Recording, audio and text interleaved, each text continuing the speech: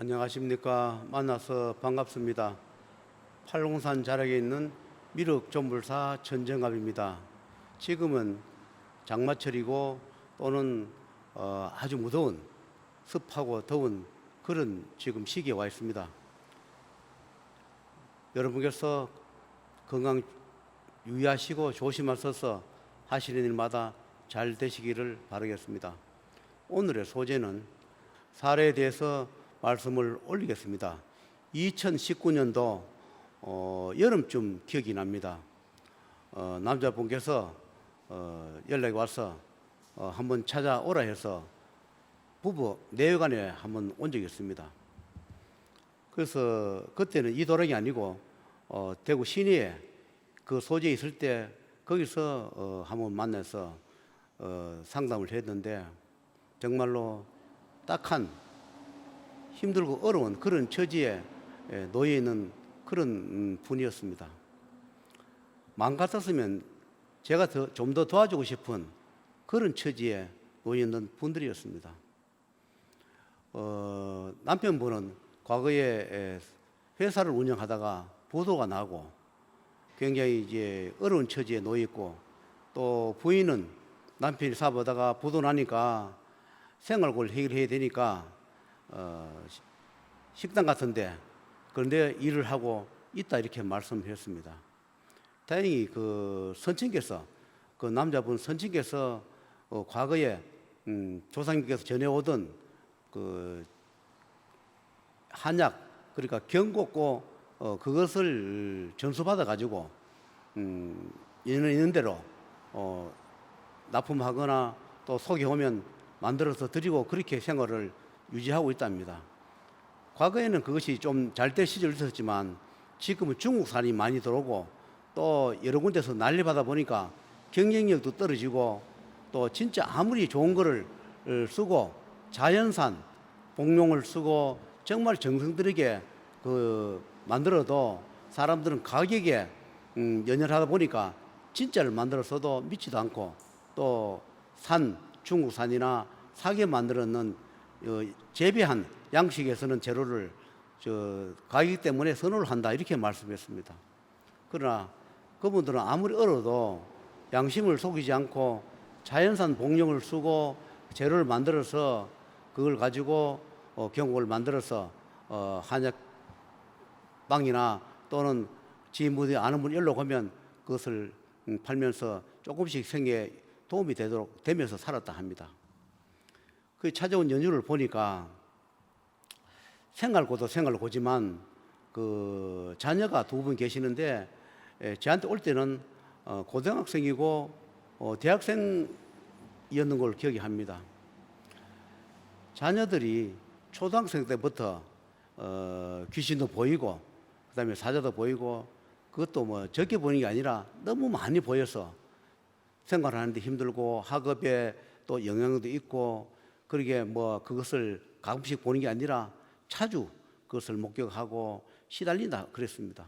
그러다 보니까 그것이 뭐 어느 시도 때도 없이 뭐 귀신도 보이고 그다음에 사자도 보이고 누구 있으면 천장에도 보이고 여러 가지를 보이고 말도 들리고 하니까 그것을 그분들께서 자녀들을 살리기 위해서 전국 박방곡곡에 인연을 찾아다녔던 모양입니다.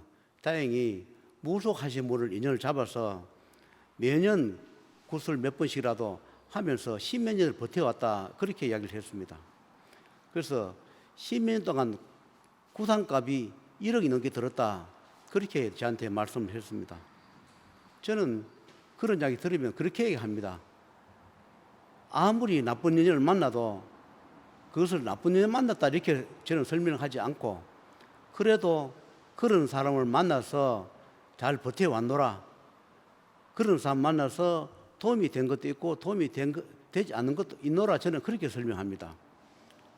왜 그런 사람 만났습니까? 그런 사람한테 사기당했습니다. 그런 사람한테 이용당했습니다. 효과를 못 봤습니다. 이렇게 저는 말씀하지 않습니다. 제가 말 한마디에 그런 분들 가슴에 상처를 주기 때문에 저는 설명을 그렇게 합니다. 그래도 잘 했습니다. 그렇기 때문에 버텨왔습니다. 그렇기 때문에 저를 만났습니다. 저는 그렇게 설명합니다.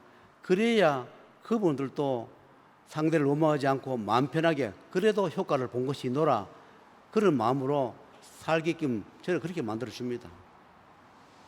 그래서 경제력도 힘든 데다가 자녀들은 10년 넘게 구슬해 왔는데도 불구하고 그것이 너무 영가나 귀신한테나 사자한테 시달리니까 인연을 찾기 위해서 그 유튜브를 여러 군데를 찾아봤답니다. 좋은 인연이 있는지 없는지를 찾아보다가 제가 그때 당시에 미륵 존불사라 이런 상고를 내지 않고 명부전, 그때는 천상조물주 명부전이라는 상고를 걸고 제가 운영하고 있었습니다. 그래서 명부전이라는 유튜브를 촬영하고 내보냈는데 그분이 명부전 몇 회를 봤는지 모르지만 그것을 보고 내한테 찾아 뵙고 싶었던 마음이 생겨서 그래서 연락 와서 오라 했습니다. 제가 서두에 이랬습니다.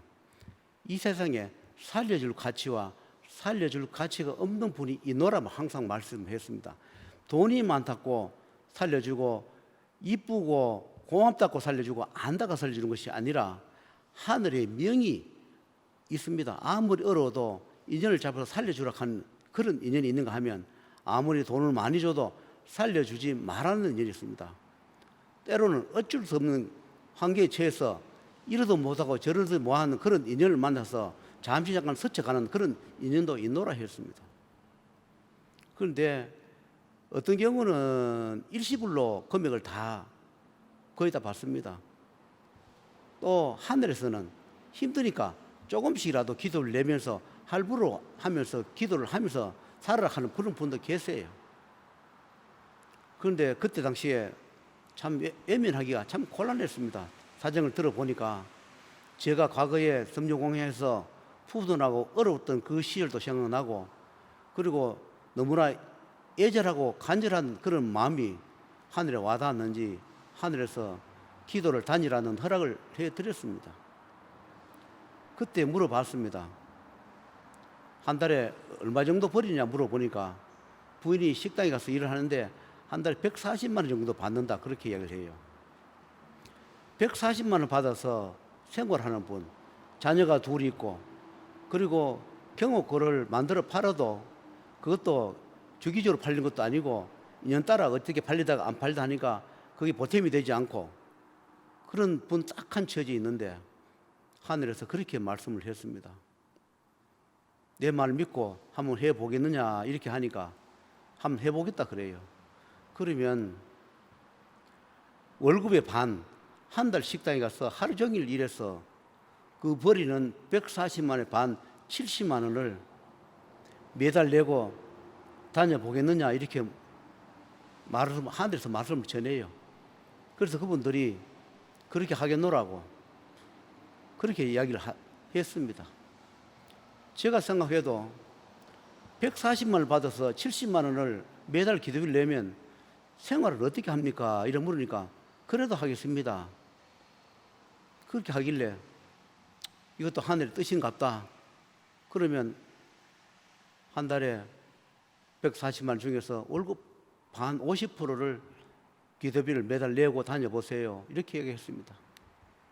그러는 중에 그분들이 있는 돈 없는 돈 그 좀 가지고 있던 돈을 그 기획 부동산 하는데 거기에 어떻게 투자를 해가지고 돈을 회수를 못해서 굉장히 힘들게 그렇게 하고 있는 처지였습니다. 그래서 기획 부동산이라는 것은 잘 되면 좋지만 잘못하면 내가 투자한 금액을 거의 다가 날려버리거나 건지더라도 일부만 건지는 게 통례입니다. 그래서 기도를 다니다 보면 또 잘 될 수도 있으니까 기도만 열심히 한번 해보세요 이렇게 하고 말았는데 그래도 그분들이 꾸준하게 매달 월급의 반을 가져오면서 기도를 다녔습니다. 그러다가 세월이 흘러가면서 자녀들은 귀신에 계속 시달리고 그리고 또 큰 자녀는 또 술을 좋아한답니다. 근데 자기가 술을 좋아하는 게 아니라 그 영가가 어떤 영가가 몸에 실어서 술을 먹는 그런 영가가 있었습니다. 그러나 모든 것은 처리하는 때가 있기 때문에 함부로 막 처리하는 것도 아니고 그것을 처리할 시기가 다 있습니다. 세월이 가면 해결이 되겠지 그런 마음으로 그냥 저도 그냥 두고 있었습니다. 그러다가 작년 그러니까 2020년도에 그분이 기획부동산에 그 투자했던 돈 그것을 그 지역 조업장하고 많이 다퉜답니다. 그러면서 그 지역 조업장이 하도 못 견디니까 다른 분은 돈은 안 내주고 이분 한 분, 그러니까 많은 사람이 투자를 했는데 불구하고 이분 한 분한테만 그 부동산을 매매하는 조건으로 2억을 받아놓으라고 저한테 그렇게 이야기를 했습니다. 그러면서 제가 그 돈 받았으니까 기도비를 내고 처리하세요 하는 그런 말이 저도 참 목구멍까지 올라왔지만 제가 꼭 무슨 돈을 벌어먹는 그런 생각이 들어서 계속 참고 있었습니다.